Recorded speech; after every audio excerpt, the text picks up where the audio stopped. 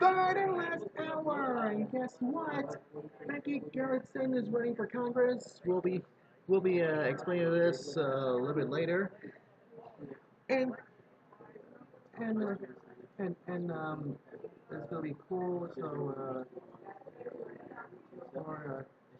or should we say another guest? Two guests.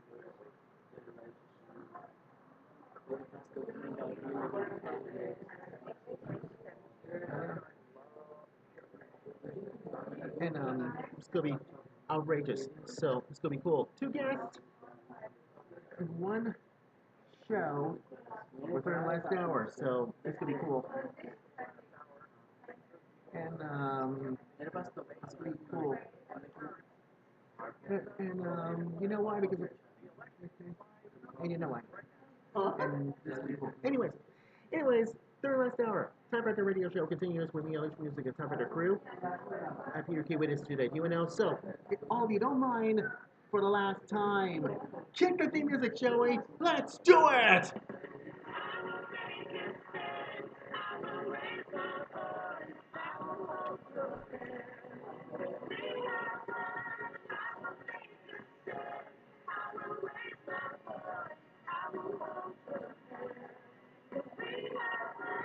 The real considered truth that lives right here inside your radio set.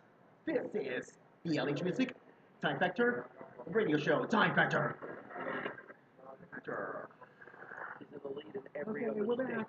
Here's the last three contests. What do you expect on Super Tuesday? I expect him to win those two states as well. Okay. Okay. The last night of the Last debate. You know, it depends on who you're talking to.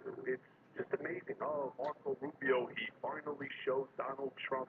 Hey, Marco Rubio challenging Donald Trump is like Bambi fighting Godzilla, right? Yeah. CNN personalities last night commented how everything was incoming against Donald Trump.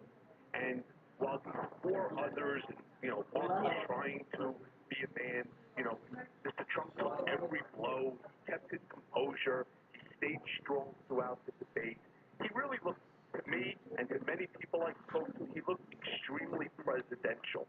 And I found that as Marco continued to talk, what it felt like is the stink of desperation, and it just seemed wrong. It was just everything he was saying, in my opinion, was against the will of the voters.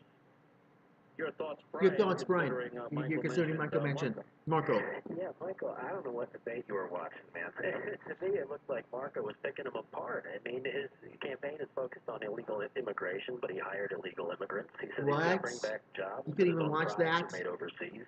He says he's for the little guy and against special interests, but the little guy is suing him for fraud right now because of Trump University. And all this was exposed last night, and it's pretty new information to voters because the other candidates had been laying off Trump for this whole campaign. Well, wait, Mr. Brian. Let me tell you something. It's really not good voters. This is all stuff that's been gotten come many times. Sean, what's really sad here is you think, Brian, that you with Marco, with your little secret meetings with your super PACs and your big donors before to try to take Mr. Trump down is really going to work.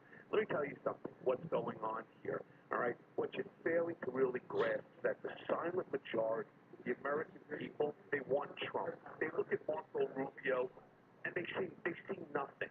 Why? Because he's done nothing.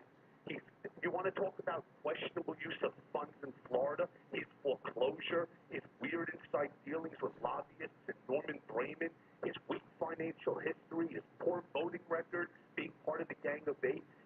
Donald Trump, out of all the people that are on that stage, is legitimately the only one who's ever hired a single person. So when you talk about whether it's Trump University, he's winning that case. The fact that they brought the case against him, he could have settled that years ago. But based upon principle, he refused to. And then you talk about his products made overseas. Donald Trump's a businessman. Let me tell you what he's going to do. He's going to repatriate trillions of dollars back to this country. He's going to make those companies put that money to work so that they're a creation of jobs. And he's not going to do what the administration has done, which is to destroy the American economy. Now, guys like Rubio and guys like Cruz, they're all like, oh, Yes. you know, we're going to do this. They've been part of the system, which is broken. They are the broken system. They don't want to call themselves establishment. They are the establishment. Of the broken And system. no, Okay, guys, one at a time, You're guys. going to try One to at a time. filibuster forever, just like your boss does. But look, he has not been held accountable yet until last night's debate when these candidates actually started to expose some of this stuff. He's been campaigning as the champion of the working class stiff, but Yes. he's been taking Working advantage class of those stiff. guys for his entire career. And the candidates have been laying off Mr. Trump because they weren't taking him seriously early in this campaign. And last night was the time that they actually exposed him for what he is. But, Brent, taking advantage of the little guy. He's the guy that puts them to work. He's the guy that their families, right, send their children to college. Them all off and runs away with their money. Part of the economy. What you're saying is sheer nonsense. All right, and I'll tell you, every time that whether it was Marco or Ted, every time that they thought that they had some genius pre-scripted robotic line, the next thing that they turn around is they rattle off the name of their website so people go to it, and then the first thing you see is donate. Yeah, that's the first thing you see at DonaldJTrump.com as well, by the way, and he's raised millions of dollars off his hats, just like he's campaigning on making America great again. It's building Brian, the lines you, around the state. It's a series of gimmicks with nothing behind it, and that's what the voters saw last night. Well, let me bring bring in, if I can, Victoria. But the bottom line is you know, this. people, People, including Republicans, have been Republicans talking talk about this for now decades, building building the wall. They've been We've talking been about talking about a lot of these things, and nothing seems to get get done. done.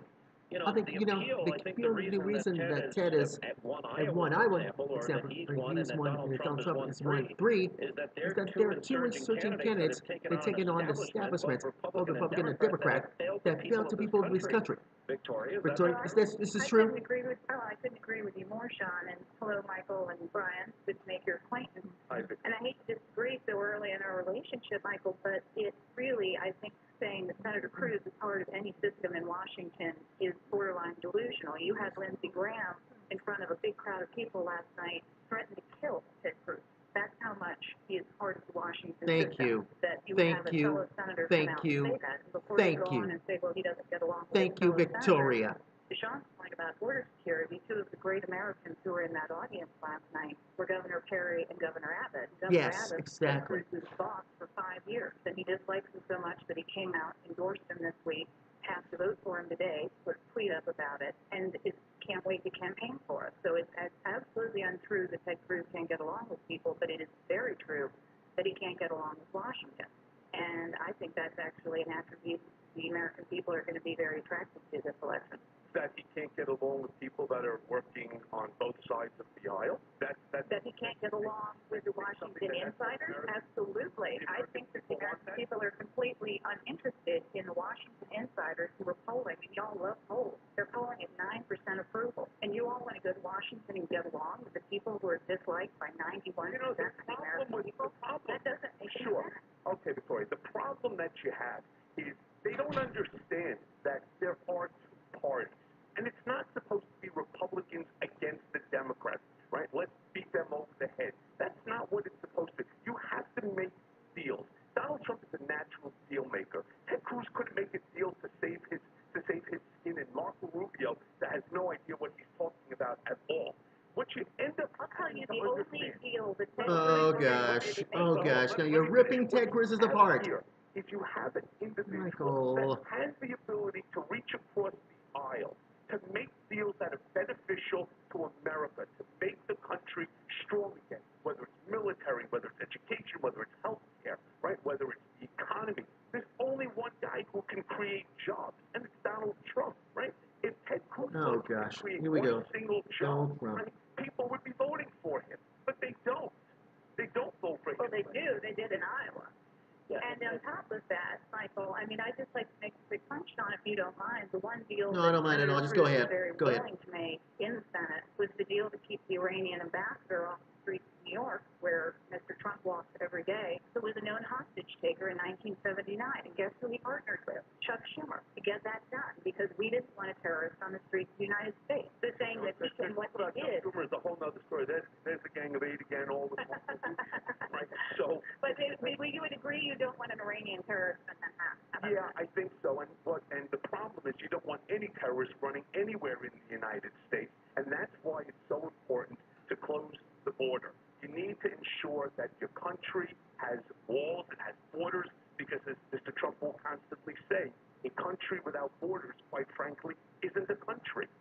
And Michael, actually, I'll bring this around. So we started out yelling at each other, but this is an issue, securing the border, where all three of our candidates are on that same page, and the public is demanding it, and rightfully so. I just cannot believe that the next president, assuming it is a Republican, one of our guys, and I believe it will be, that border is going to be closed, because the public is holding our guys' feet to the fire, as they should, and they hear it loud and clear, and that'll be one of the first goals of the next president. And who was the one who brought it to the forefront? Donald Trump. Right, Michael, yeah, because nobody talks about illegal immigration. No, the problem is talking about that. Okay, guys. Okay. One at a time. One at a time, please. The border. That's the problem. That's the problem. It's all about big business and special interests and these big donor pools that are stealing my child, my future grandchildren, and everybody listening's children and grandchildren, stealing their future. And it's enough, and that's why the American people are looking for someone like Donald Trump, who's a proven leader, who's a natural-born deal-maker, Exactly. and who gets things done. Exactly. End of story. In the story. No. Okay, guys. Let me move on. Okay. Let's talk about a little about logistics, and let's talk about the horse race. And other things that are going on here. Heading into Super Tuesday. You have Donald Trump with 3 wins, and have Ted Cruz with 1 Iowa. The important question is this.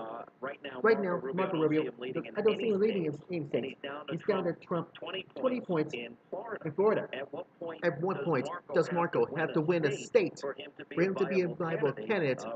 Brian, I'll start with you. There are a number of states where he'll be competitive, and I didn't ask. No, Brian, I didn't ask you that. Which state is he going to win? So there are a number of states, including where he's very popular, including Tennessee, Virginia, North Carolina. Oh yeah, Tennessee, yeah, right.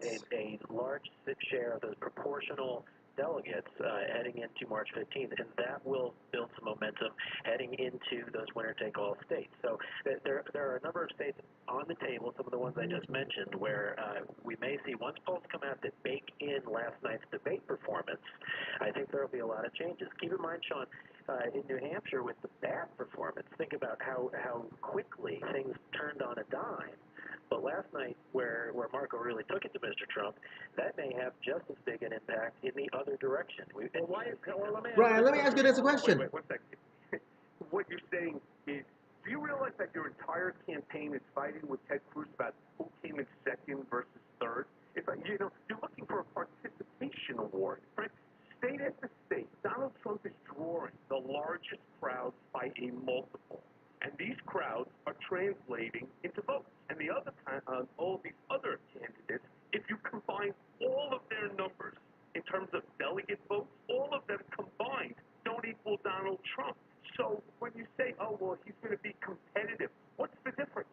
Nobody cares about being competitive. You got to win.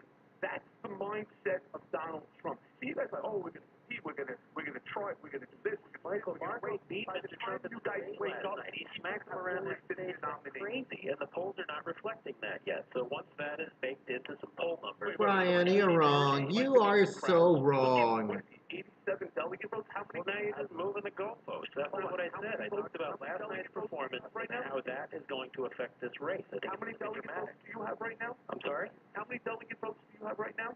Oh, it's, what is it, in the teens. Cruz and Rubio are close. But, Michael, you're deflecting. Last night, Marco Rubio knocked your candidate around. Well, you try to blame Michael. Who employs foreign workers, imports workers to his Florida You try to blame Michael. He used illegal immigrants to build Trump Tower. All of these things. Oh, God. Here we go. You guys are really great at it, right? Memorize the speech, turn around, and on any opportunity where I build a wall, rise around the stage, throw out response. We're going to win. We're leading in the polls.